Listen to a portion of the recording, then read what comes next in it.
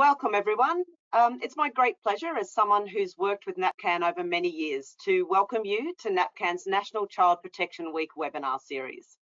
My name is Jodie Griffiths-Cook and I'm the ACT Public Advocate and Children and Young People Commissioner. I've been given the honour and responsibility today to guide you through a very important conversation about building communities that keep children safe from domestic and family violence.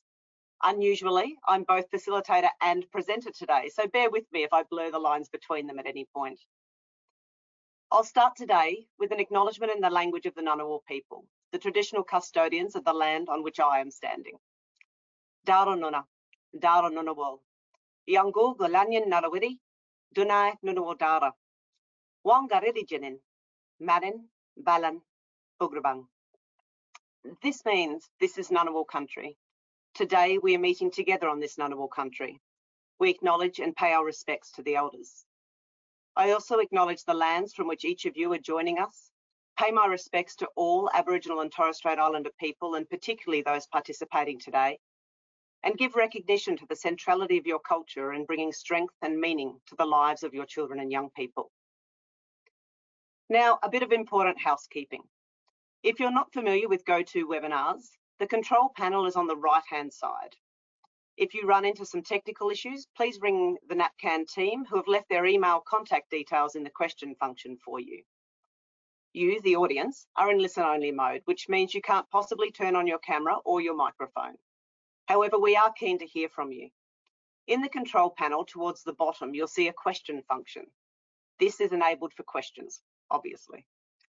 While we have hundreds of people online today and those numbers keep on going up, and we also obviously have some level of limited time, we will try to get to your questions. Please keep sending them throughout the session today. Note that all webinars will be recorded and will be posted on NAPCAN's website in due course. Relevant handouts and links will be pasted into the question function, but you'll get an email with a recording of this webinar and the links as well.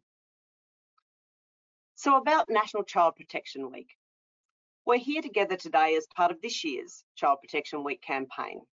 The theme for this year is to treat all of Australia's children fairly. To treat all of Australia's children fairly, we need to make sure every family and community has what kids need to thrive and be healthy. This theme comes from the Core Story for Early Childhood Development project that Telethon Kids, Mindaroo Foundation and Frameworks Institute did in partnership. It's about building systems and community supports that can enable children and young people to thrive both now and into the future.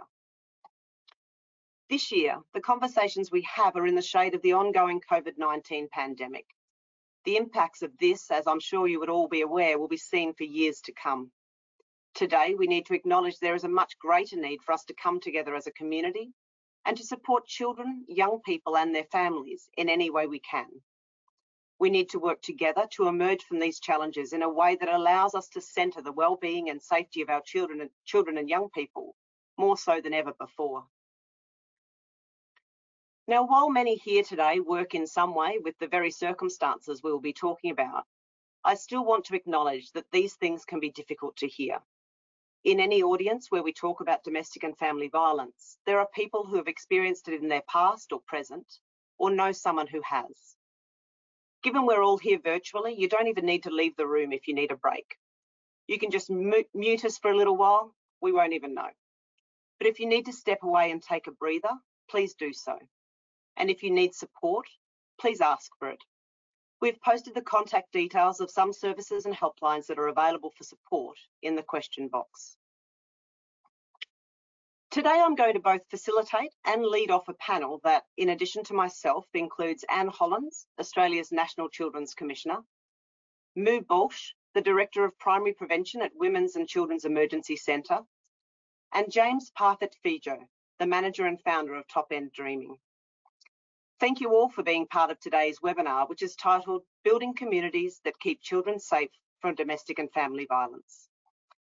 Without further ado, I will open with a video that sets the scene better than my words ever could. I live with violence in my home. Yeah, it's tough, and I guess it's changed me. Here's the thing, people don't listen to me because I'm a kid. I'm forgotten. They don't think I'm capable of making decisions or understanding how complicated the situation is, so they don't even ask. Adults are the only ones who will listen to, and they have all the power. They underestimate me. I'm smarter than you think. I can tell how things will turn out by the sound of someone's footsteps, by the tone in their voice.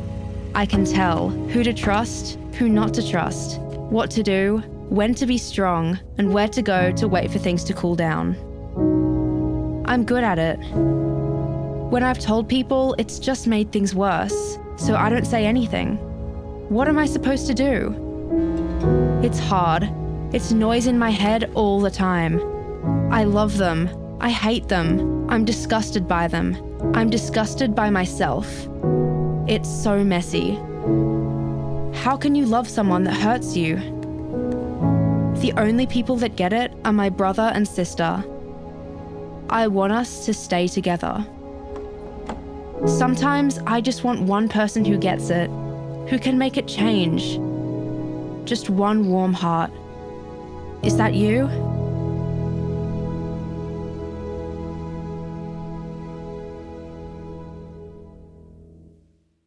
No matter how many times I watch that, I still get goosebumps. It so clearly captures some of the key messages we heard in our conversations with young Canberrans. That young people living with family violence are stuck behind the adults in their home. Not seen, not heard, and not understood. That their unique needs aren't being met, and their responses and strengths aren't valued. That the community at large doesn't know how to respond. And that policies and services are designed around adult-centric access points and pathways. The idea that children and young people are victims of family violence in their own right is not new to most of us. We know they are themselves abused by family members.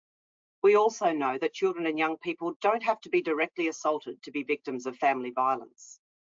They see it, they hear it, they are threatened, they are blamed, they resist, they hide, they intervene. Mostly, but tragically not always, they survive.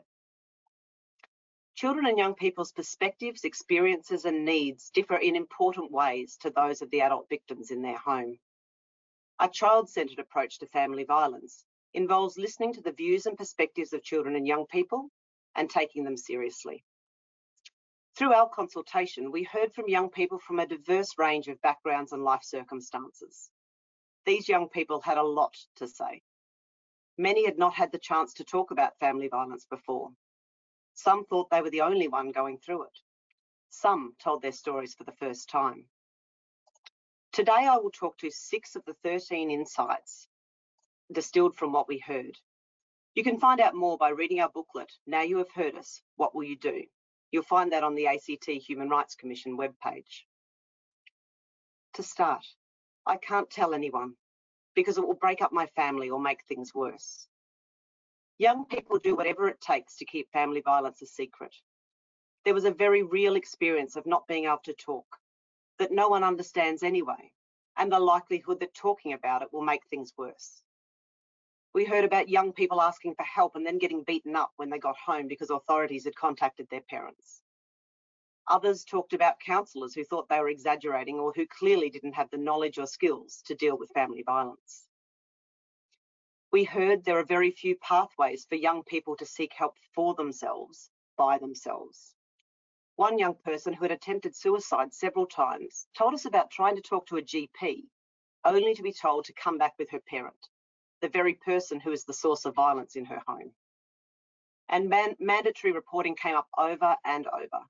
Many of these young people knew exactly how the system works and how to avoid it. Many young people are as afraid of the system as they are of the violence. At least with the violence, they know what they're dealing with. You have no idea how hard this is and what it takes. Young people are working hard all the time to keep themselves and their siblings safe, deciding who to trust, who not to trust, what to say, what not to say, where to hide, where to be, when to intervene. It takes a lot of time, energy, and skill. In other words, a lot of hard work. And it's important to recognise the incredible and finely honed skills they bring to bear in doing so. Being skilled in reading body language was a great example, or being able to tell from the way a car door shuts how things are going to unfold. My siblings matter more than anything else. Siblings are critical protectors, supporters, and confidants to children and young people experiencing family violence. This was an absolutely fundamental message repeated time and again. Splitting siblings up can take away the only meaningful relationship they have and an essential part of their identity, not to mention making them worry even more when they can't be there to protect each other. We were privileged to talk with a group of siblings together. At the end, one of the siblings said she hadn't actually wanted to come, but that she did because the others wanted to. However, she then said she was glad that she had, because it was better than any counselling she'd ever done. When we asked if they'd ever gone to counselling together, they were astounded because they hadn't, and it had never been offered, but they really wished it had. If we take on board the importance of siblings to a young person's experience of family violence, we probably need to rethink individual client models. I had no other option. I had to hang on until I could fight back. One of the most soul-destroying messages in this project was the number of young people for whom using violence was the only viable pathway. Many young people were very aware of the stats, and they were terrified about turning into their parents. Yet some young people didn't feel like they had any other option, and that using violence was the only thing that worked, in the sense that it stopped the violence being directed at them, or it kicked off a service response. One young person spoke about the moment she realised the violence was not normal. It was the day she hit back and her father called the police, only to find out that it was her actions being questioned. It doesn't end just because my parents split up. Family violence does not end with separation, prison, or court orders. Some young people are forced to have contact with parents who are not safe. Others are not supported to maintain relationships they need. And young people wanted practical help and advice. What do I say to him when I first see him? We never talked about any of it, and now he's back. How do I live in the same house as him? I just want one worker with a warm heart. Young people are looking for workers who genuinely understand, who care about them and will stick by them. Young people are looking for authenticity. They want someone who will listen and who will have a go at doing things differently. A particularly telling story involves a young woman who lived with a lot of violence and who regularly had police attend her home. The police involvement itself was traumatic, and she still gets panic attacks when she sees a uniformed officer. But she told us about the one time it was different. This was when she herself rang the police and said, "Kenny Koala needs to come to my house right now." Constable Kenny Koala is a Canberra icon, a hand puppet. And on this occasion, when the police arrived, uniformed officers went inside to deal with her parents, and a non-uniformed officer sat in the back of the squad car with Kenny Koala and talked with her and her siblings. How the dispatch officer managed to organise this, we don't know, but doing so made a massive difference. That young woman still holds on to the time when Kenny Koala came to help and listened to her. There are other messages that I would also share if we had time. Messages about love, about trust, about assumptions and the need for flexible responses, about the family violence experiences of transgender young people, and about sibling violence, just to name a few. In all these messages, one thing was consistent. Young people were highly nuanced in their understandings of family violence and about the responses needed. They were matter of fact, never sensationalist, and they were looking for adults to step up with solutions to what they understood to be complex situations. None of the young people we spoke with was asking for a magic wand, happy family solution. They were talking about deep functional needs. Young people told us there is a need for improved crisis responses.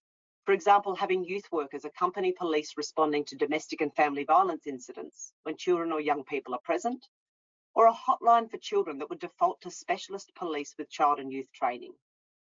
They also spoke about ways to meet basic needs, like having crisis accommodation for kids under 16. They said that workers need to have specialist skills in both family violence and in working with children and young people, and that caseloads need to be smaller so workers have time to listen and to understand them. They spoke about the need for better access to mental health support to address ongoing impacts by providing more help with underlying trauma, and about having better responses to complex behaviour in schools. ones that recognise and address underlying causes. They also wanted more say over relationships, such as easier access to see a parent if they want to, and not being forced to see an unsafe parent. Young people also empathised with the need to help parents, calling for support for mothers to help them identify and change the contexts and behaviours that see them return to violent partners, behaviour change support for fathers, and for strategies that teach people the right way to treat one another. They spoke about the need for improved general community awareness and understanding, and for more explicit education about what behaviours are okay in a family and the difference between discipline, punishment, and abuse. We also heard about big picture system changes, such as shifting the emphasis to perpetrator accountability by removing perpetrators from the home rather than taking children away, and the need to invest in intensive support services that stay involved with children for the long haul. In sharing their personal experiences and reflecting on what helped and what didn't, these young people capably mapped out what was needed in systems, pointing out the gaps, the barriers, and the opportunities. Fundamentally, children and young people want to know there is somewhere or someone they can go to if they need help with what is happening at home. And they need to be able to trust that when they knock on that door, the person on the other side will not only believe what they say, but will understand what they're experiencing and will empower them by working with them to develop strategies and solutions that respect their views and that attend to their personal situation by considering the particular risks and protective factors in their lives. Before I finish, I will again thank and acknowledge the young people who shared their lives with us to help make things better for others. It was a privilege to listen. I will leave you with what we heard from young people when we asked for advice, when we asked what advice they had for other kids going through what they'd been through. I trust their words will compel you to be the change these young people told us they wanted to hear. I wish I could say it'll get better, but I can't. I wish there was some easy, nice thing to say like, there are people to help you, but there aren't. I think maybe you just have to focus on what you can do for yourself and do that. Try to avoid it. Try to avoid the conflict. Stay out of the way. Do what you've got to do. And finally, stay strong. I'll now step back into my facilitator role and hand over to Anne Hollins. Anne, as I mentioned earlier, is Australia's National Children's Commissioner, and she'll talk to us more about some of the things she's heard from children and young people in her discussions throughout Australia. And she'll also talk about how these issues are being considered and addressed nationally. Anne, over to you. Thanks so much, Jodie, and what an amazing piece of work you've just shared with us, that video and that report. I'm really struck by it every single time I read that report and hear the voices of those young people. So congratulations on that amazing piece of work. Today happens to be Are You OK Day, and it's on Child Protection Week. So I thought I'd begin with that theme when I share with you about these consultations that I've had travelling around the country before lockdown and continuing online during lockdown. These were targeted consultations for the successor plan to the National Framework for Protecting Australia's Children. And basically my job was to ask the kids and families what's working well, what helps to keep you safe and well, and also what's not working well, what are the challenges, what are the barriers to be keeping kids safe and well. And these kids told me that they're not okay. Look, honestly, their stories still haunt me, and so I wanted to start with that today, given it's Are You OK Day. So some of the issues that I heard in these meetings and discussions with kids and some families was that there are their own complex and multi-layered issues that they face are made worse by the siloed and broken service systems that they have to do battle with. And there are in fact many barriers to getting help. I heard a lot about violence at home, in the neighbourhoods, on the streets, and indeed in school. And basically, I heard that it's a bit of a lottery as to what support you're able to get depending on where you live across the country. One of the important issues that I heard about was housing and homelessness, and I was truly shocked at how many young mothers under the age of about 21 that I met around Australia who have already babies and toddlers with them, and they're couch surfing or living in caravan parks or short-term refuges. The lack of affordable housing right across the country is making it very hard for these young people, who are also parents now, to be able to keep themselves and their children safe. These are young women who are escaping violence, and they end up on the streets. And so I really have to ask, how can we even get to the first step of protecting young mothers and their children who have experienced violence if they have nowhere to live? I also heard about access to services was difficult around the country, including mental health services. And one of the barriers actually was lack of adequate public transport to get there in many of these particularly regional and remote areas. I wanted to mention something that I'd heard about their experience of the services that they had sought help from. And many spoke about often experiencing judgment and discrimination in the services that are meant to help them. They said that they need to be able to trust the service provider and to know that they will be treated fairly and with respect. And many spoke about the ones they did trust and feel comfortable with were service providers who understood them and perhaps came from a similar background, and that was often said by First Nations children.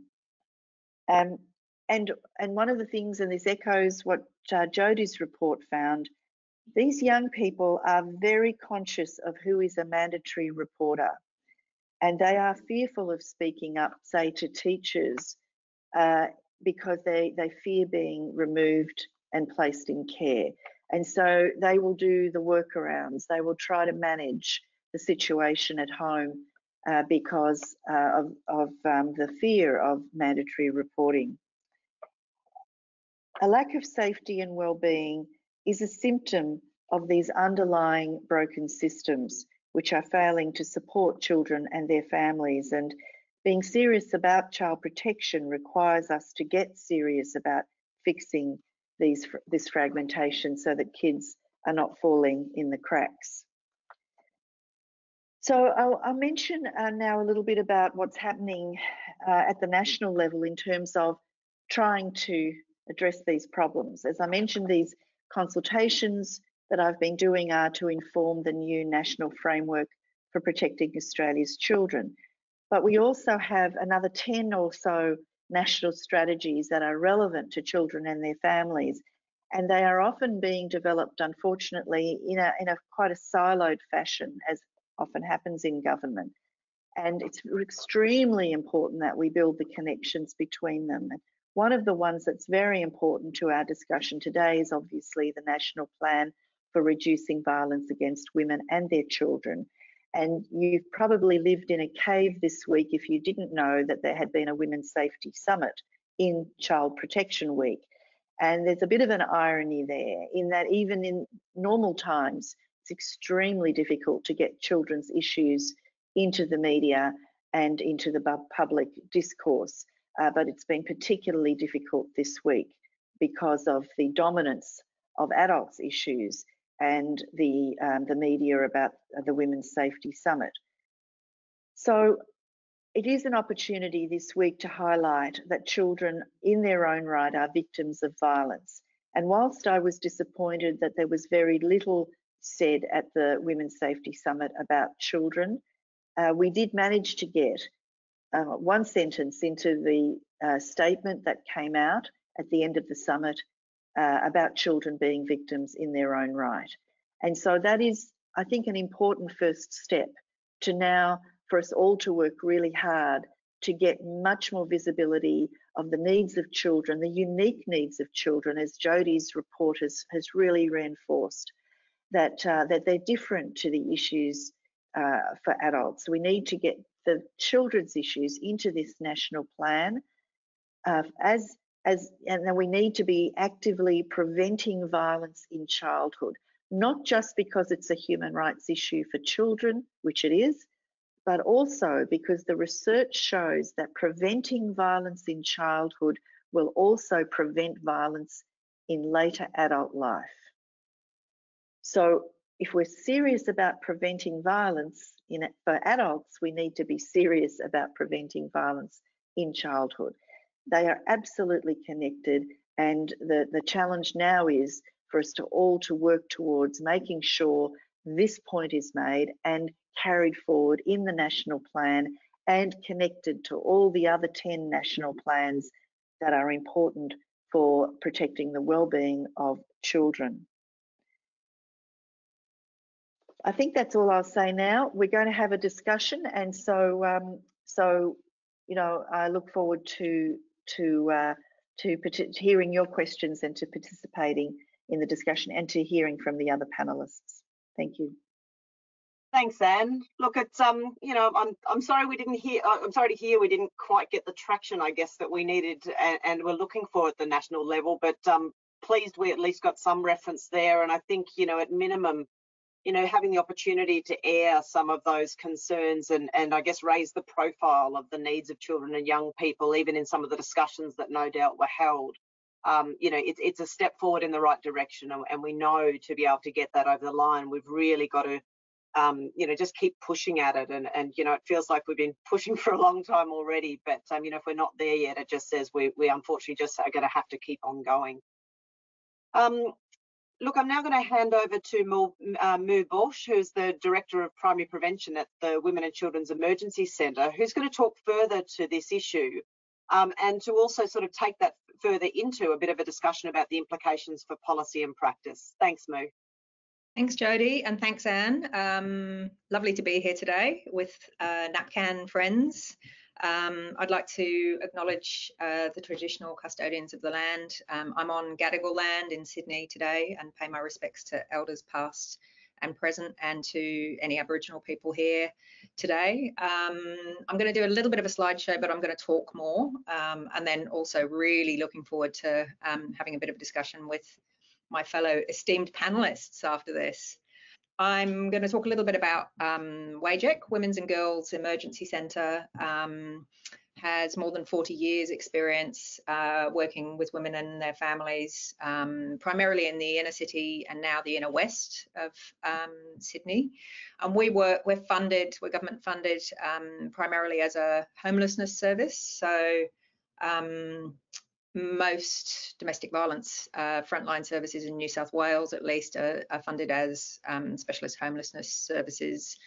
We also get some separate domestic violence funding as well.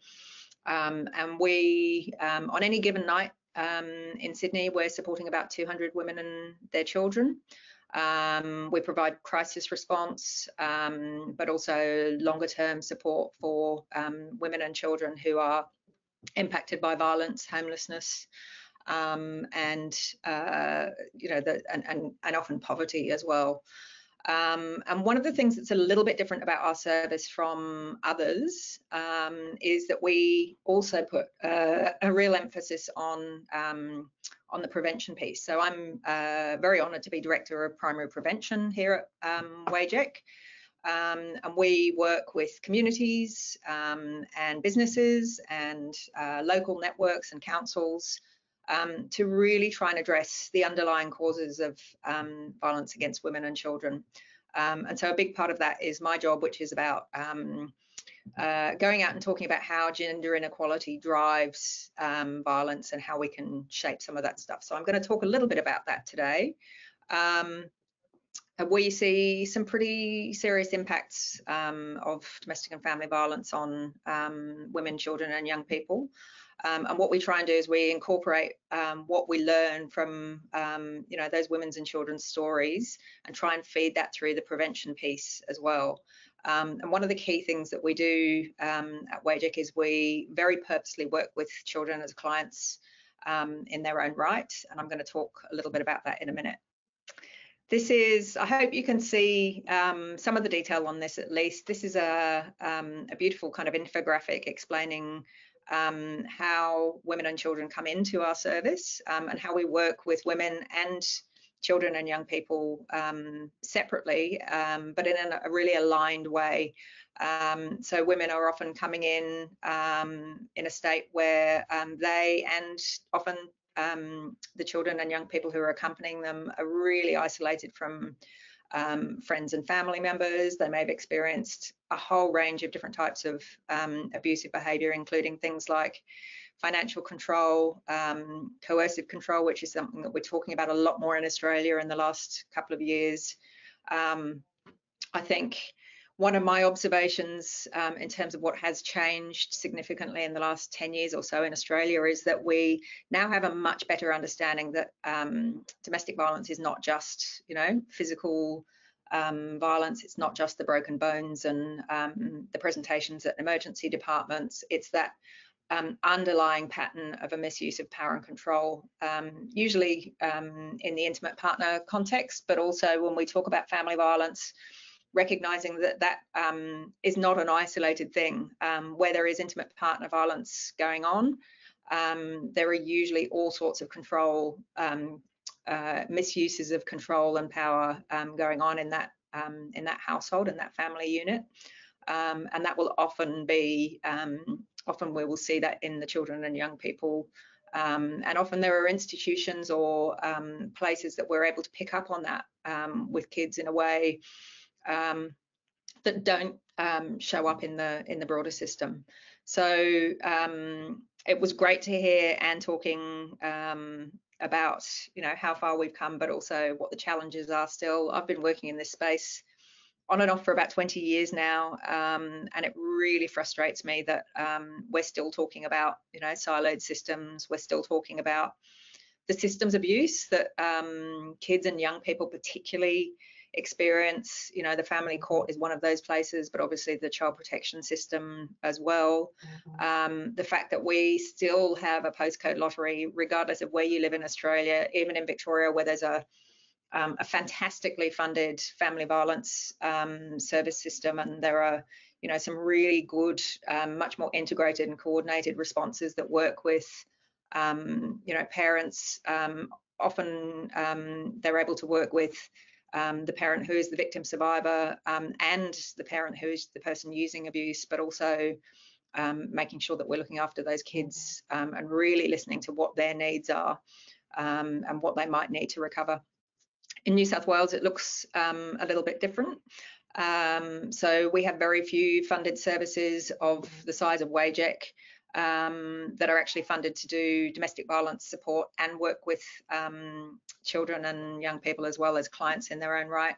So we're really lucky that our board and our CEO here made a very deliberate decision to work out how we could actually do that work in a way that is providing the emotional and practical support for children and young people, including mental health supports and psychological and therapeutic support to recover from trauma and complex trauma, working with children to support their emotional and educational well-being, and really strengthening that connection between mum and bubs, mum and kids and young people, because we know that when when a family is impacted by violence, there will be some really unique needs within that family, and they need to be given that space to be able to get to the point of what you can see at the top of the screen here, economic security, healing from trauma, and safe and affordable housing. So yeah, so we do that at WAGEC through philanthropic funding. But really, ideally, every single domestic and family violence service in Australia would be funded to provide the sorts of support to children and young people that we're able to provide here at WAGEC. So talking about how we can create environments and communities where children and young people can be safe, I'm going to share a couple of examples from WAGEC, and then I'm also going to share a couple of kind of tips that have literally just come into my email inbox about 10 minutes ago as I was listening to Anne talking. We have been running a program with a local early education day centre, an early education daycare centre in the inner city of Sydney as a bit of a pilot to try and work out what it is that we might be able to do in that prevention space to really provide that consistency of messaging for children and young people throughout their educational experiences. So one of the things that we know from our watch, which is the National Prevention Foundation, is that there has to be real consistency. Kids need to be given really clear and consistent messages about what violence and abuse is, and you can do that obviously with age appropriate language and framing all the way through from early childhood education through primary school, secondary, and into TAFE and tertiary. And this is part of creating a whole of community approach to prevention, primary prevention in Australia. I'm sure I'm not telling anybody on this webinar something they don't know when I say that kids really need those trusted adults in and outside of the family, and they need to have really clear boundaries around what it is that you will do with that information.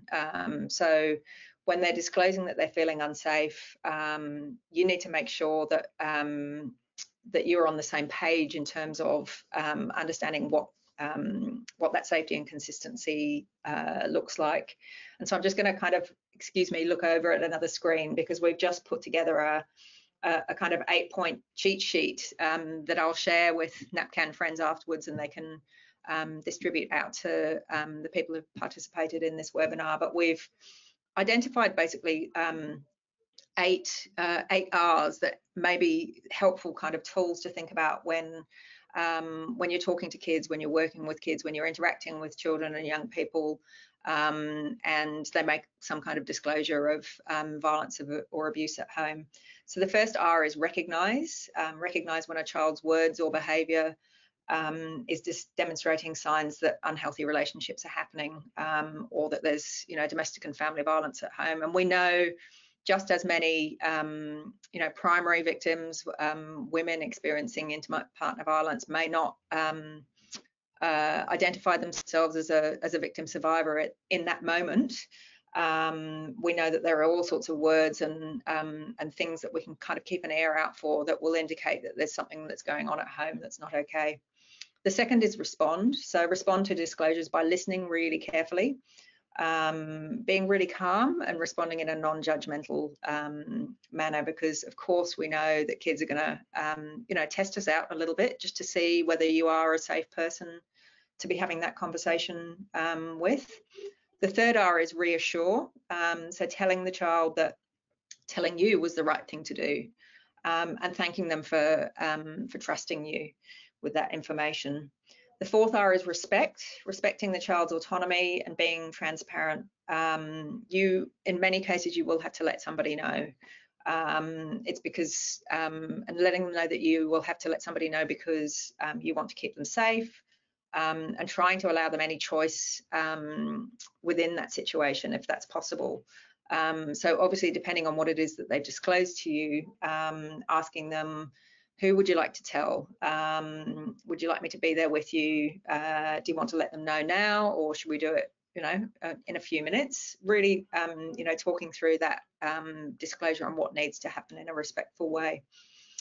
The fifth R is record. So recording the disclosure and writing down the comments and statements made by the child using their exact words, recording any observations about the child's mood or demeanour. Number 6 is refer, so communicating this information if it is reportable to the Child Protection Helpline or the Child Wellbeing Unit to assist in the assessment and investigation process. And look, again, in my 20 years of working in this space, I've seen much more, I've seen child protection workers and domestic violence workers working much more closely together, and there's more kind of sharing of best practice in that area. We still have a really, really long way to go.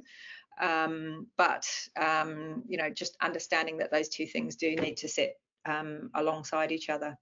Number 6 is refer, so communicating, number 7 is recover, and it's really important that if you are working with kids and they're disclosing these sorts of things to you, that you're taking care of yourself as well.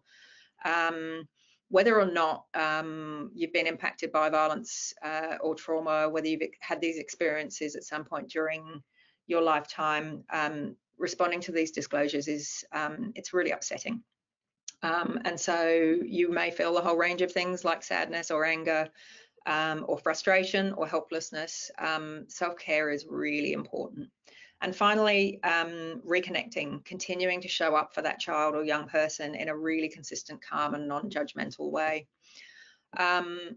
One of the things that we do at WAGEC through our philanthropically funded SEED program, the Social, Emotional, Educational and Development program, is that we do some of these activities listed on this slide before. So we work with children and young people who are living either in our crisis accommodation or in our transitional accommodation out in the community through things like tutoring, homework hubs, group sessions and holiday programs when we can get out and about, and supported play groups and parenting programs as well.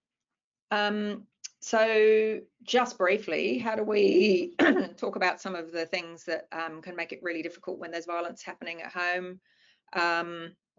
Look, to create culturally safe responses and provide the sorts of support that a range of different families need, we need to make sure our services and our responses are intersectional. So sometimes this is about adapting programs and materials to make sure that everybody can participate, but often the way that we develop materials is we make sure that they are really responsive to all sorts of types of families, all shapes and sizes, kids and young people with a range of different experiences, because we know that often there'll be a number of different places where they're either experiencing violence and abuse, or they're getting really inconsistent messages about what respectful relationships are, for example. We know certainly through our primary prevention work in the early childhood setting that when we talk to children and young people and the people working alongside them, so daycare educators, for example, when we talk to them about the limiting effects of gender stereotypes and other stereotypes, that they're often really responsive to taking action to create safety. And that's all about helping children reach their potential.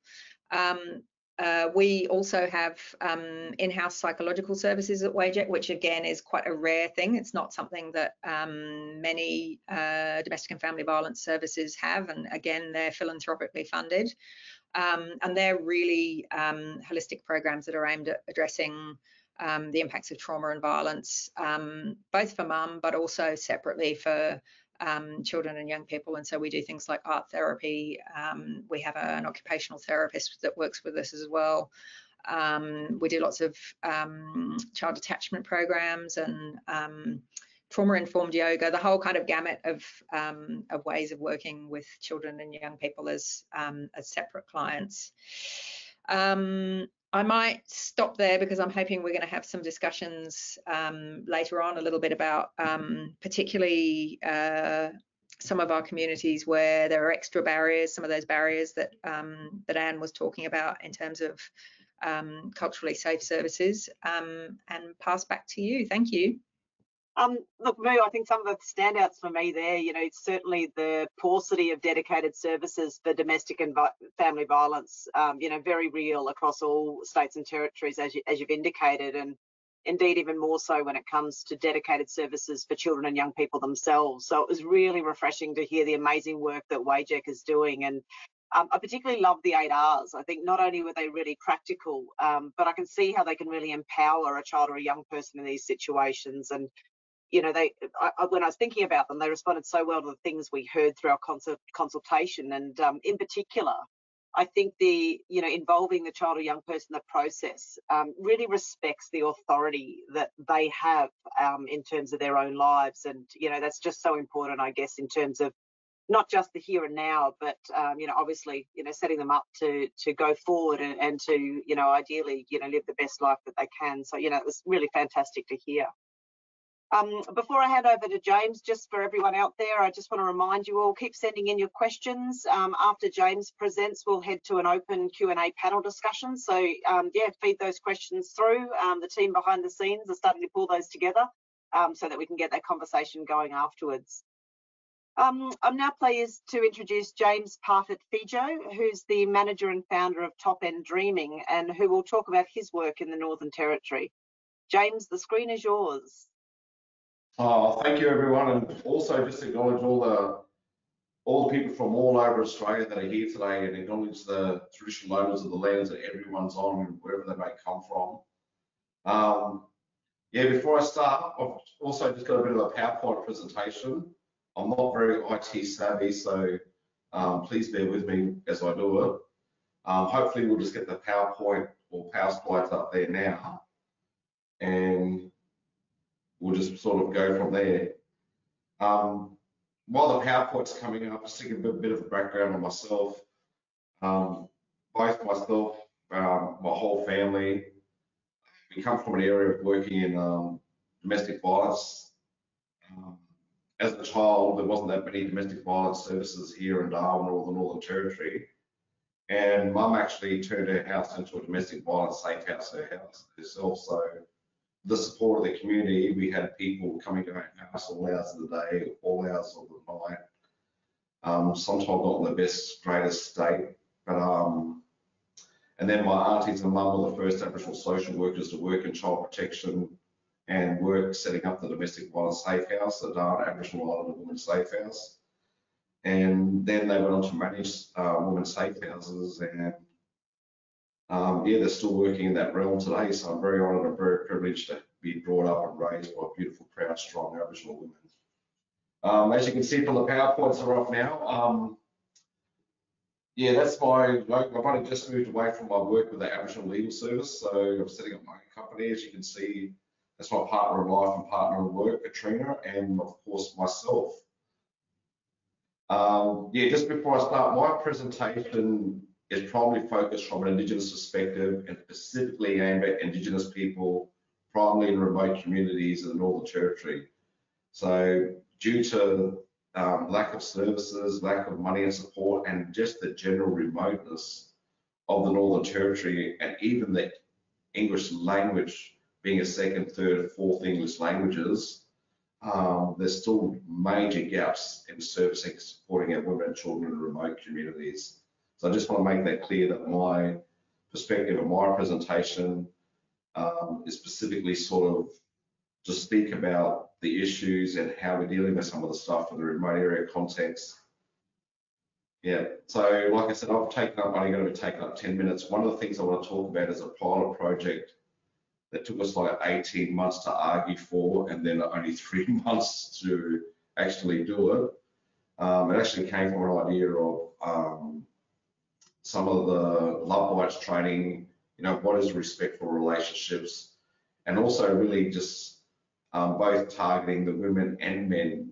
If the men are going to be perpetrating these domestic violence acts and domestic violence issues, not all the time, but so let's look at re-educating and remodeling the men and the women and the children. We looked at it as a holistic approach, and everyone having same sort of sessions, but specifically tailored for men's, female and children issues. So that's what we'll be going over.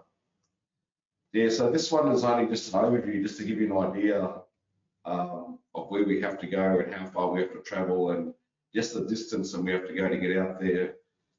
This particular community, due to our funding, when I was working at Naja, and now starting this off myself, it takes like a 7-hour drive sometimes to get there in 4-wheel drive.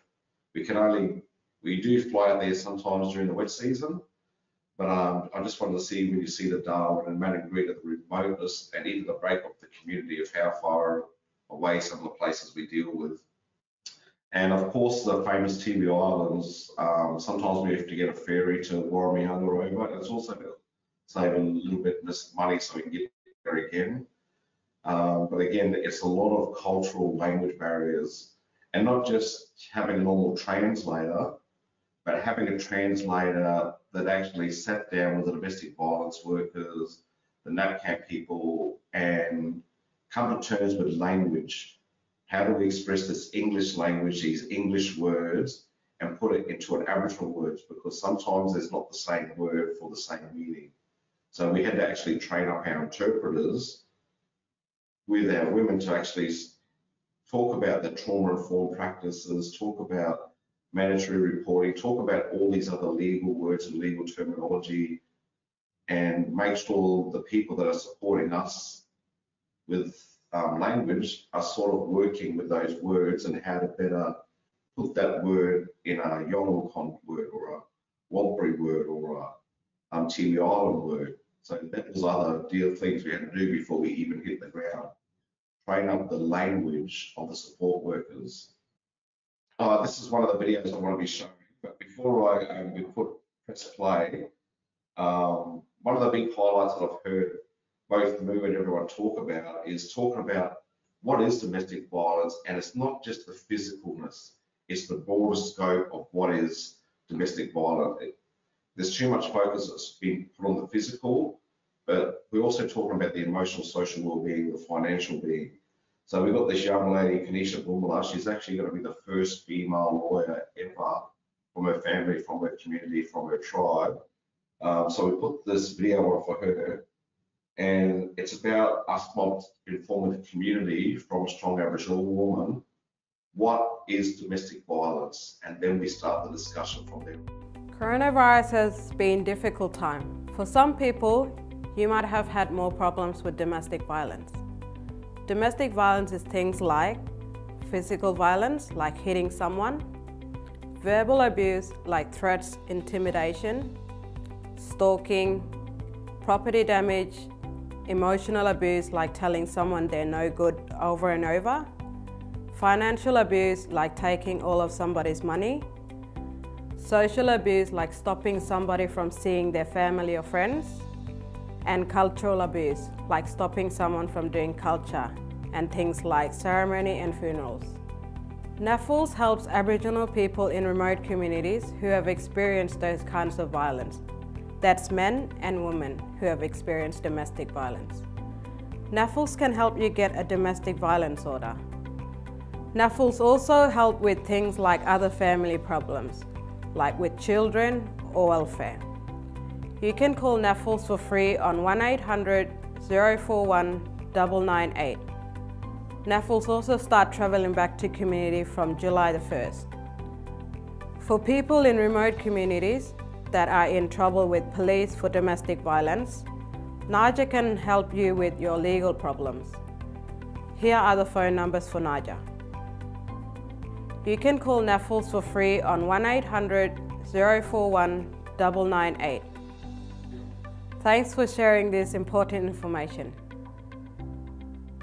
Yeah, so one of the key issues we had was how do we tell and advise our women to be safer, and it's just so much focus was put on the physical aspect of what domestic violence is, but with that broader context, some of the people didn't realise that what was happening in their family, what was happening in a home actually constituted domestic violence. We had to start from the ground up and build up again. So we went in there with talking about, first off, what is domestic violence? Yeah, this one we're not going to play, just go for 7 minutes and 44 seconds, there'll be a clip to it. So what we did was we made up this video and talked about how the kids are being affected and what is not just the action of domestic violence, but the video talks about a couple coming together, there's a fight in the community, or there's a fight between the husband and wife, and then the kids are witnessing the domestic violence acts and how it's affecting them. And then how the welfare system then gets involved. And in certain communities, we've got these strong elder groups.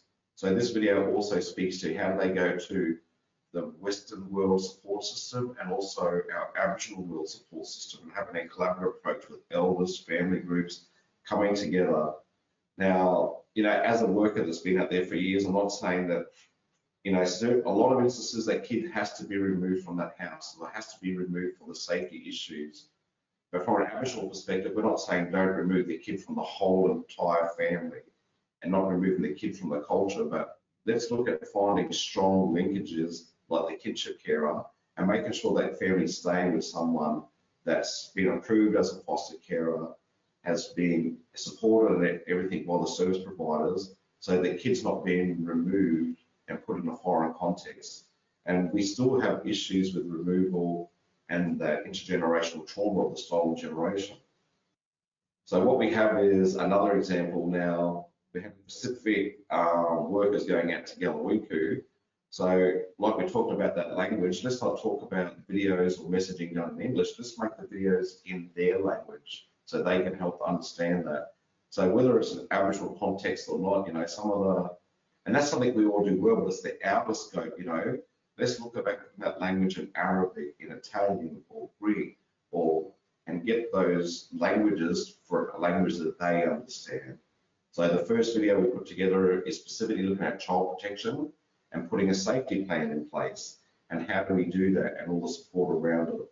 The second video talks about the child removal and the kinship care. We've been very lucky that we now got the kinship carer teams in Darwin. And like I said, those aunties I spoke about earlier, she's the one who invented this kinship carer program, put it down in policy with the welfare system, and the issues of child protection and the stolen generation is still a very, very fine touchy point in Aboriginal communities, but how can we use that Aboriginal strength and the Western legal strength collaboratively? So I'm just going to talk, I've only got about 2 minutes left, but what we end up fighting for, me and this bloke called Charlie McCann with our work, is to set up a family violence, men's family violence program, so we can start tackling these men one-on-one or groups on groups. So again, after 1.5 years of advocating, our bosses said, yeah, we'll let you give it a go. There was no funding applied to it, no. But all we did was have a real deadly women from Alice Springs being our CEO said, no, but why you push on the ground, you can start this program.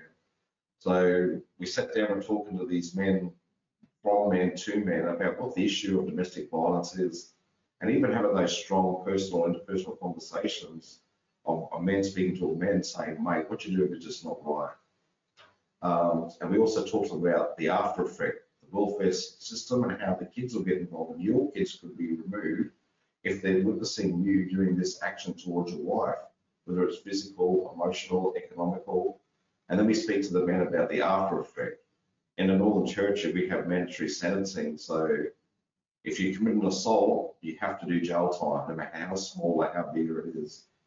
And with that, there's a special provision in there that if a male assaults a female, he has to go to jail for a minimum of 2 weeks to 3 months, unless there's exceptional circumstances. And so it's not just talking about your actions, but how these actions could affect you, both your family and you and our children. Yeah, so what we did was how can we get these messages to the men? So we used one of the most famous incidents photos in AFL, was the photo and imagery of Nicky Winmar putting up his shirt. We had to think of how can we relay a message that men would absorb and take in. So the guy that actually helped put this package together, Charlie McCann, his father, Gilbert McCann, was in this game. So we used an Indigenous famous moment and Indigenous in Australian history for Indigenous people, and also talked about the examples of racism and the hurt and pain it caused to those two men in particular on that particular day, and how the players chose not to use violence and to make their point of all the abuse that they were feeling. We're not using violence, but using another way of expressing themselves without using violence. So that's what we talked about with the men, the example of not using violence and choosing another way to make a point or make a change. So in this video clip, all the links have been put. Gilbert McCallum actually speaks about the really serious racial abuse that he was being subjected to that day, and how he tapped Nicky Winmar on the shoulder and said, brother, we're not going to fight, we're not going to do this. We're going to show these people about changing the message in another direction, in another way. So the area we focused on with these guys was child protection, the after effect of the welfare system and child remove, and then the civil law issues. You know, we talked about child protection, we talked about crimes victims assistance, which many of our women wasn't even applying for before we started getting out there 5 or 6 years ago. Then we talked to them about the mandatory sentence and the after effect, the justice system, the mandatory sentence provision, and specifically it's focused on when male assaults a female, how much time they're going to get in jail. And then the other one was the DVO and DVO orders. You know, what is domestic violence? So we sat down with men and what types of domestic violence order in place and how you breach and how you don't breach it.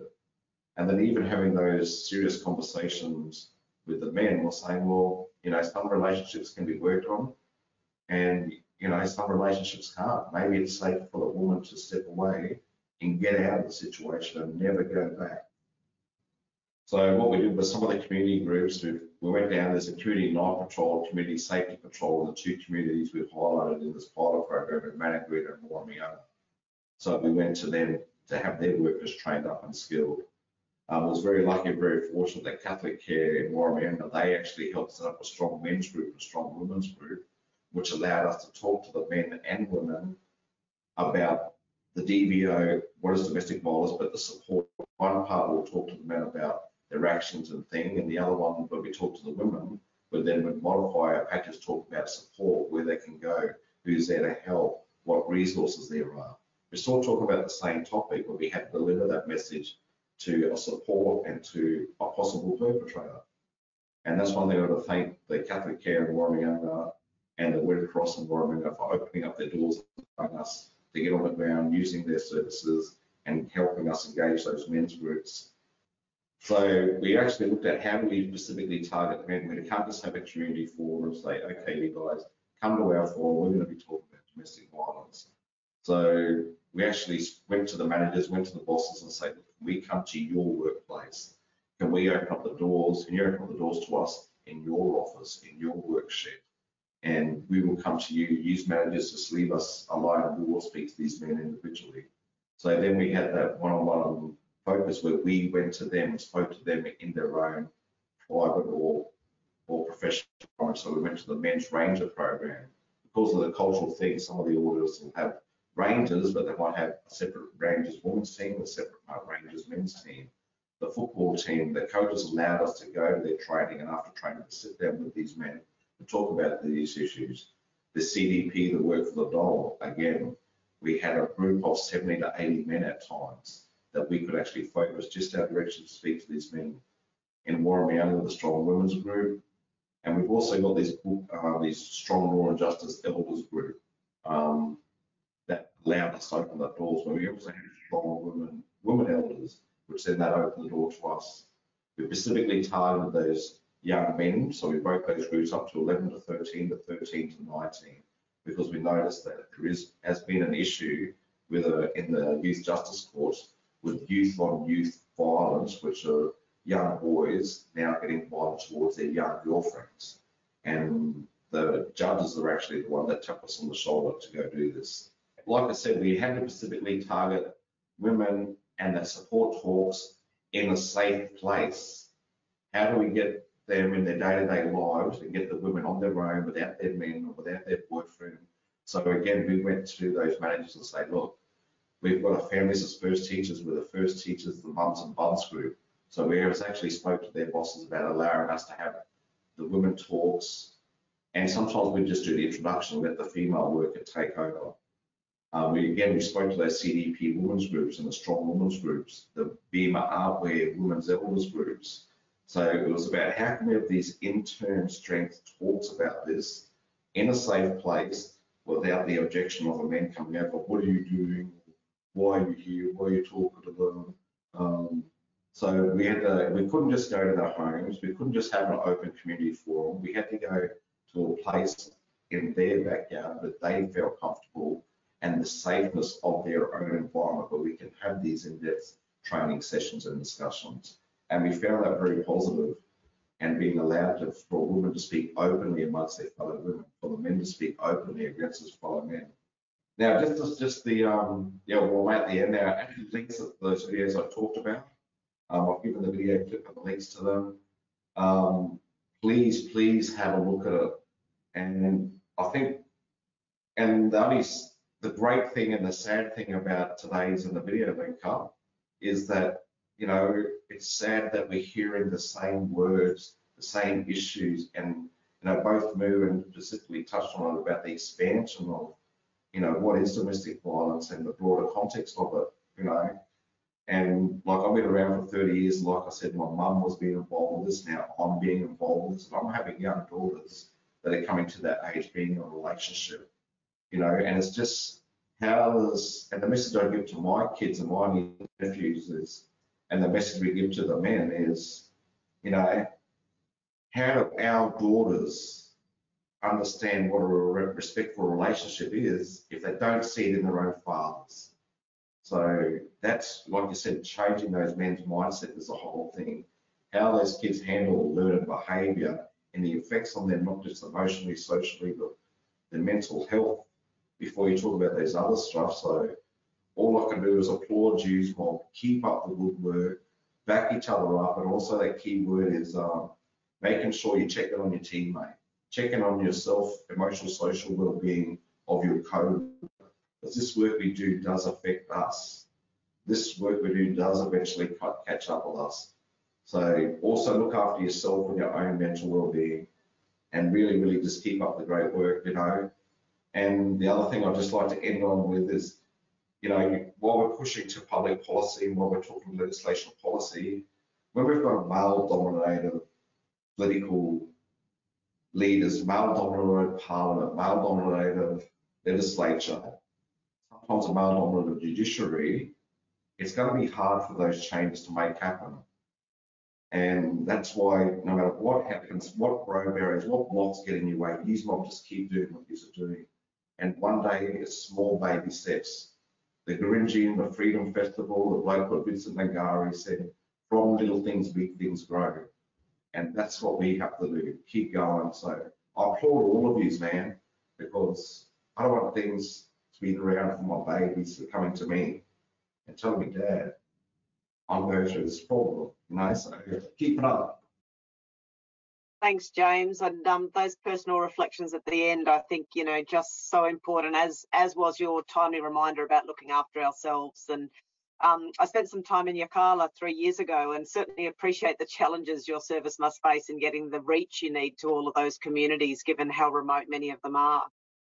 Regardless, I think, you know, despite your focus being on remote communities, many of the things, there were some great takeaways, I think, that are of value for anyone working with Aboriginal and Torres Strait Islander people. And the videos are great. I can't wait to look at more of them.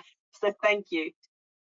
Look, I'll now open up to our question and answer session. There's been a heap of questions coming through, so thank you everyone for those. And I'll start with a question for you. One of the early questions that came through was, why do you think it's so hard to get children's issues prioritised in policy and in public discourse, and how can we change this? Just start with an easy one. What a fabulous question. That is such a good question, and this is one of the many things that keeps me awake at night, because you know, I have basically been told by senior policy people that the idea that children would be a national priority, that I'm dreaming. They've basically said, you're dreaming. It's never going to happen, right? And I find that incredibly disheartening, but at the same time, I feel really motivated to prove them wrong. And so I really invite everyone to sort of join together to show that, you know, like basically what I reckon Australians really do care about children. They want kids to have the best start in life. And I think the gap is between us as citizens, as Australians, and our political leaders and our decision makers. And look, there's a lot of theories about why kids' issues don't take centre stage like adults' issues do. One of the theories, well, e.g., that there seem to be private matters to do with the family, and children are seen as the appendage of the adults, and so that's for the family to sort out. and then even worse than that, that they're connected to the low status of women. So children's issues really are part of the gender issues that we need to be fighting in this country, because they're an appendage of the women, in other words, and so they're even less important than women.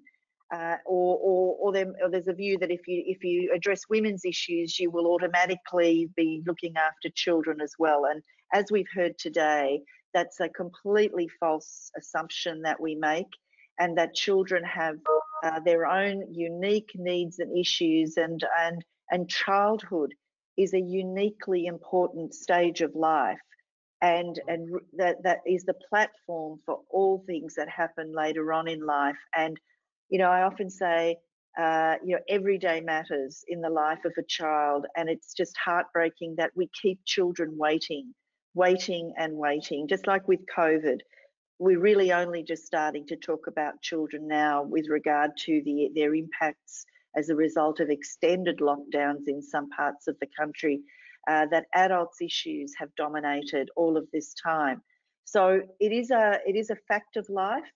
It is something that we need to be battling against every step of the way. But I think the first thing is to recognise that those of us who have worked in child and family wellbeing for our whole careers, like me, we think it's a given that children, what's important to children will matter to others, but it's not.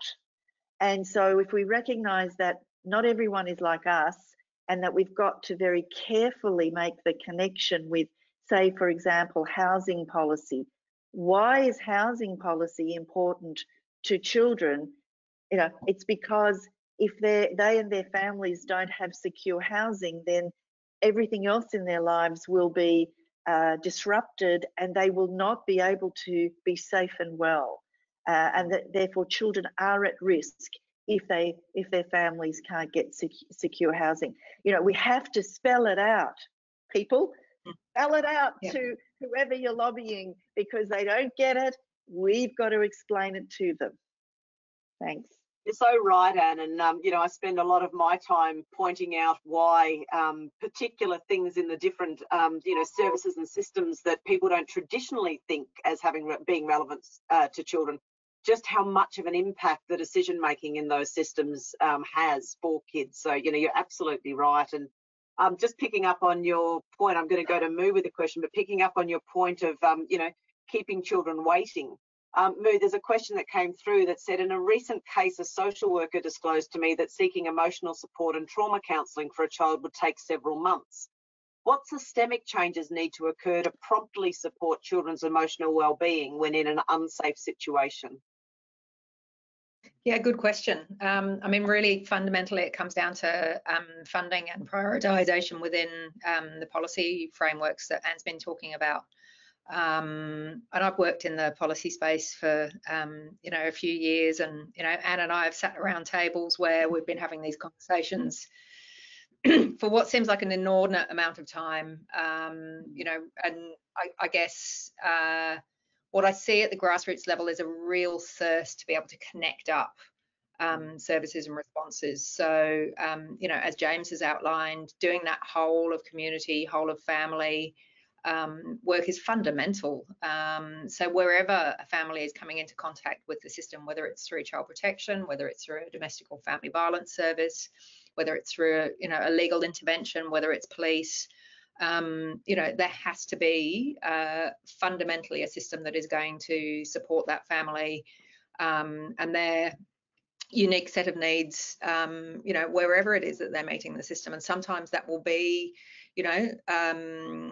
teachers or educators within the system who are the first point that are actually realising that there's something not quite right, or it might be, a GP. One of the things I think that we've done, we've had reasonable progress in terms of the women's safety space in the last few years, is actually just recognising the nature of domestic and family violence and working out that it actually needs to be a priority issue.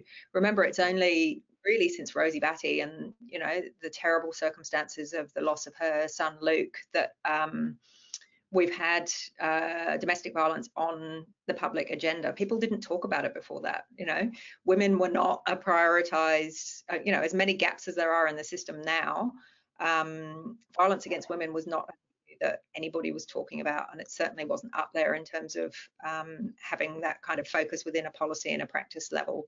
So looking at what is being done really well, you know, those orange doors that I referred to in Victoria are one really good way of ensuring that you've got those wraparound responses for everybody within the family.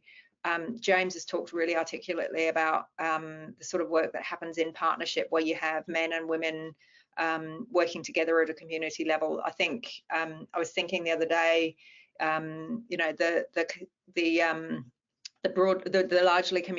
largely Aboriginal community out in Wilcannia in far west of New South Wales has been in the headlines the last couple of weeks because of the incidents of COVID out there. And one of the most beautiful and heartwarming things that I have seen in the last few years is had that opportunity to go out to Wilcannia and spend some time with Mary, who runs the Safe House out there and works really closely with Brendan, who runs the Aboriginal men's local radio station. And those sorts of prevention things, you know, they're not about funding. Yes, it would be nice to have more funding for what they do, but it's really, I see at the grassroots level, it's when people come together despite of the funding and say, all right, how are we going to tackle this as an issue? Because it's actually responsibility of everybody. It's not just police or justice or, you know, child protection or anywhere else.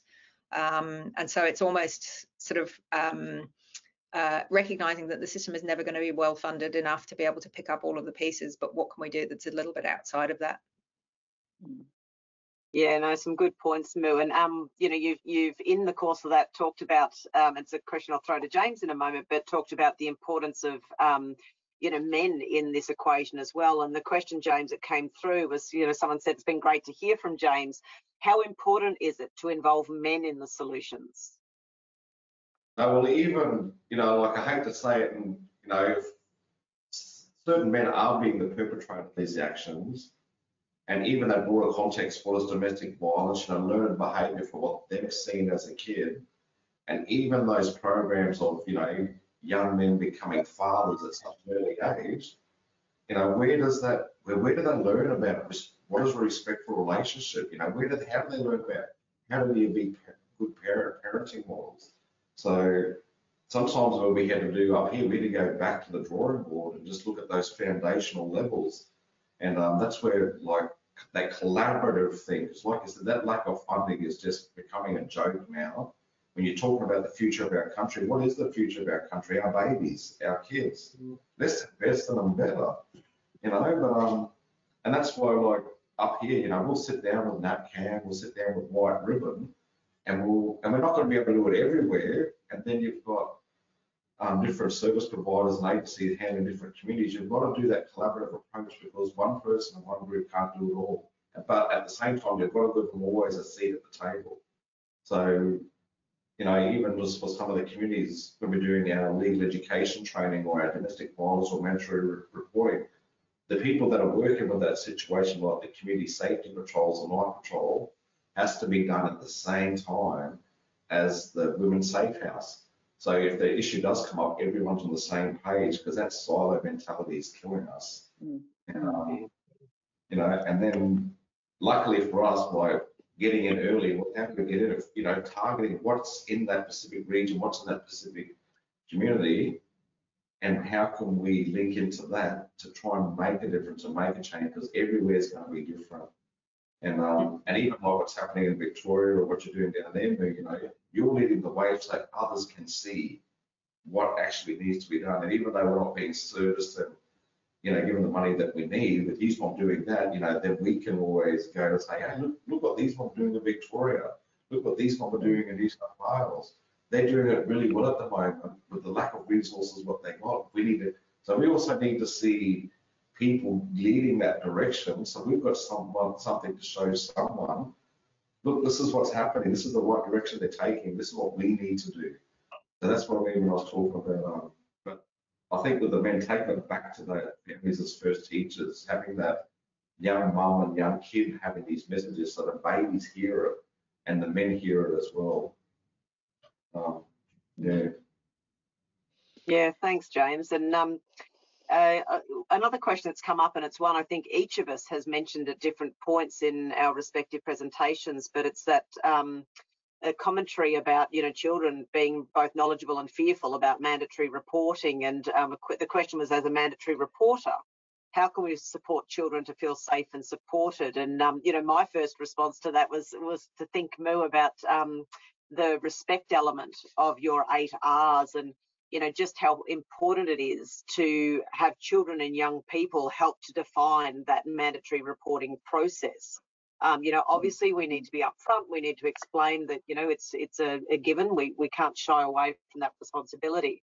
But I think inviting children and young people themselves to help make a decision about how that happens and the timing of how that happens, and to be able to make sure we've got all the information we need from children and young people about the potential implications of that mandatory report is part and parcel of helping them to feel safe and supported. And at the tail end, you know, as the person picking up the phone, taking that mandatory report, you know, being open to hearing what that child or young person is telling you as the expert in their life about what needs to happen as the next steps. I don't know, Moo and James, do any of you want to add to that?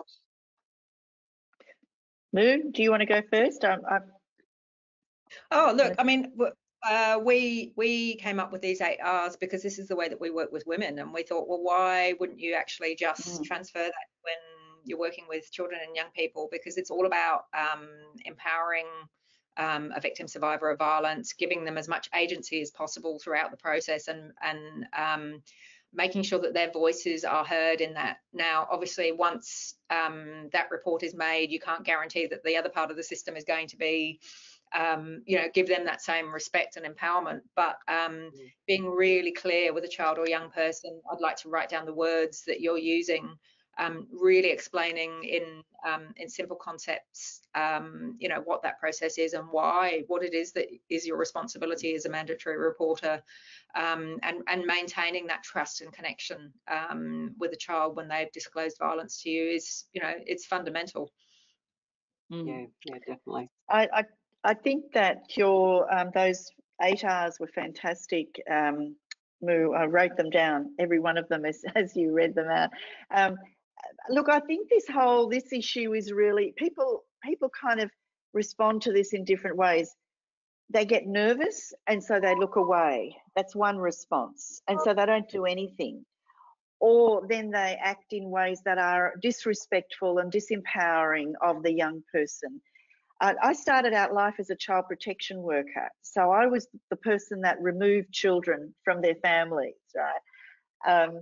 By the way, that was 100 years ago and not a lot has changed. That's what breaks my heart. We have not really learnt very much at all since the days I did that.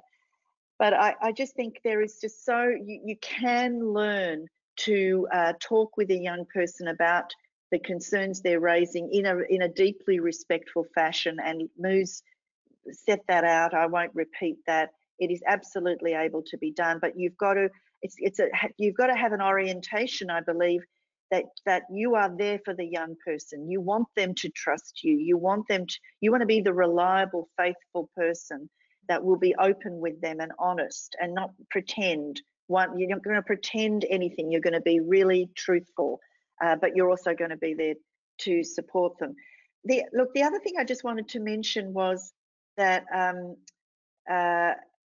I think this whole mandatory reporting thing possibly does need to be looked at.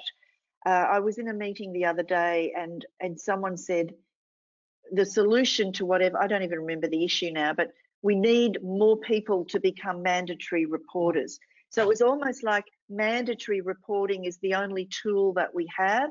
So let's use that without any nuance, without any understanding of the broken systems that basically the mandatory reporters are operating in, as well as the children we're trying to protect. And, you know, there's a lot more to this that we need to be discussing. And so I just put that out there for everyone to consider as well.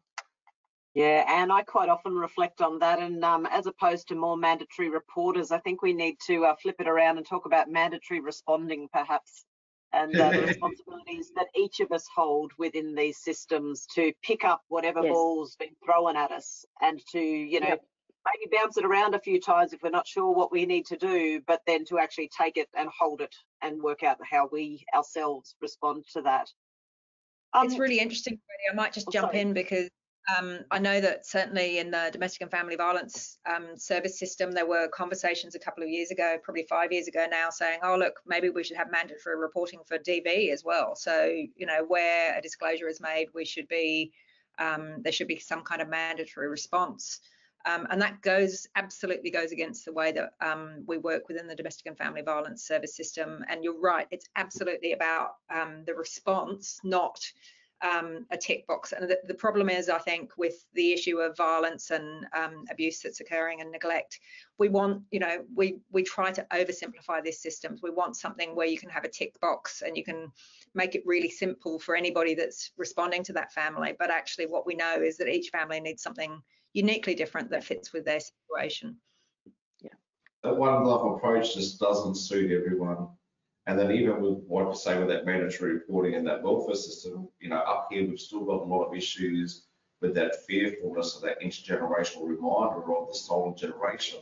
So it's an extra bigger blockage in what we're trying to do up here because of that fear and still that history of that stolen generation. So that's another factor, especially when you're dealing with Indigenous communities, is that straight away, as soon as you mention welfare, mandatory reporting, planning, intergenerational trauma is automatically sparked before someone's even knocking at the door. So, yeah, all those complexities, but that's why that trauma counselling and that counselling stuff that USMOB are doing is so important. And, you know, like I said, USMOB have to lead the way, so we've got something to see and something to tap our bosses and our legislators on the back saying, hey, look at this. If we can't show them what to look at, they won't know how to make change. Thanks, James. And look, we are very close to time, and thank you to the 567 or 66, 65 people still hanging on in there. We're about to drop off. Look, I might just ask for a very quick sort of final, you know, headliner from you. And perhaps I'll ask that quite specifically around the issue of respectful relationship education, which has come up in a lot of questions and we haven't had time to get to that. But perhaps that, you know, the importance of that and your sort of final takeaway for people in terms of respectful relationship education. Anne, I might go to you first and then I'll go to Moo, then James, then I'll do a bit of a closing and wrap it up. Well, of course, we need to have properly designed respectful relationships education, ideally co-designed with kids so that we know that it is actually going to resonate with them and meet their needs. So that's what I would say about respectful relationships education. But I would also put it in a context to say it's not our only tool. You know, at the Women's Safety Summit and other forums, it's often seems that that's the only thing we call prevention. We can't, because we can't think of anything else, and we don't know how to deal with children. So let's just educate them as best we can about respectful relationships. I think today we've covered a lot of really important territory. Both James and Moo and yourself, you know, you've just had such richness of ideas of what is happening and what should be happening. I just think it's important if we want to move forward and really protect our kids, we need to make them that national priority we talked about and to work in a much more sophisticated way to address their needs. Mm-hmm. Thanks. Thanks, Anne. Moo? I'm going to possibly oversimplify it, but I've been talking about this for a few years now. Look, we know the size of the problem when it comes to gender-based violence, domestic and family violence. We know that globally 35% of women experience, you know, physical, sexual violence in their lifetime. We can end this in a generation. If we put this as the top priority, it costs Australia $22 billion a year. Through all of the range of different you know, impacts of violence, both on women and their families as well. If this was prioritised as an issue, it would have positive impacts across every part of our society. So I would say everybody jump on board. You know, we need to, if we're really serious about tackling this, You know, how many of us are going to be able to front up to the next generation and say, well, yeah, we knew the size of the problem and we decided that we couldn't really quite tackle that one because it was a bit too sticky. Thanks, Moo. James? No, I even, like I said, with that respectful relationship stuff, you know, it's even, like I said, starting small. We've got kids doing cyberbullying, you know, online harassment. So that respectful relationship is, again, is another broader context. But the key messages for what I tell the men out in the community is like, monkey see, monkey do. You know, if you see it in a positive sense, it's going to be a positive outcome. If you see it in a negative sense, of course, it's going to be a negative outcome. And that's what the thing to talk about with the men up here, and even just putting it into our babies' heads. You know, monkey see, monkey do. They have to lead it on the ground to be educated across that holistic approach. It's not just one component that's going to deal with it. It has to be done with everyone coming on board. And people like yourselves, like bringing all these different service people together. We're not all from the same realm, you know, we're from all over. And that's how we feed off that information. It has to be done more. We have to come together more to take that holistic approach for that real strong change. We can't do it on our own. And coming together is the first step of doing that. Well done. Yeah, thanks, James. Thanks. And I think, you know, if I'm kind of reflecting on all of that and you know, if I was going to give my one take home, and I'm going to drift away from the respectful relationship education and come back to Anne's, or the response that Anne got around the, you know, you've got to be dreaming, and challenge all of you who are on here today to take Anne's lead and prove them wrong. Look, I'd really like to thank Anne and Moo and James for their time today, and to thank all of you for your time today, particularly the over 500 who are still hanging with us despite my appalling facilitation and taking us almost 5 minutes over time. I'd like to reiterate that this obviously isn't the end of the conversation. I hope you'll all be able to take some of what we've learned together forward in your work, and as James said, to, you know, look at how we can all work together to really try and make that difference and get that shift, you know, hopefully within that generation, as Moo referenced. All of these recordings of the webinars are going to be posted to NAPCAN website in due course. The final bit of sort of housekeeping part, there's a short survey that'll pop up when you close the webinar. So please do take the time to give some feedback. We'd certainly love to know what you liked about this, what else you might like to see in the future.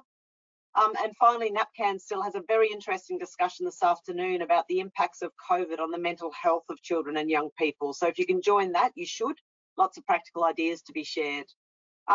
Please continue to share information about the week, the campaign via your own networks. Go to the NAPCAN website at www.napcan.org.au. Now I'm going to say my farewell, and my fellow presenters can wave at the screen. However, please stay online. There's a brief video that we're going to finish with from Anne Hollins for National Child Protection Week. Thank you, everyone. Every day in Australia, children are victims of violence in their homes.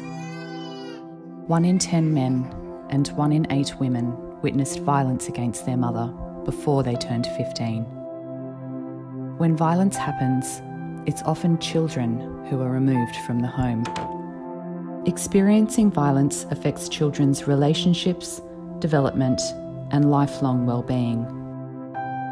Domestic and family violence is not only an adult problem. Whether directly or as witnesses, children are victims too. Every child in every community needs a fair go.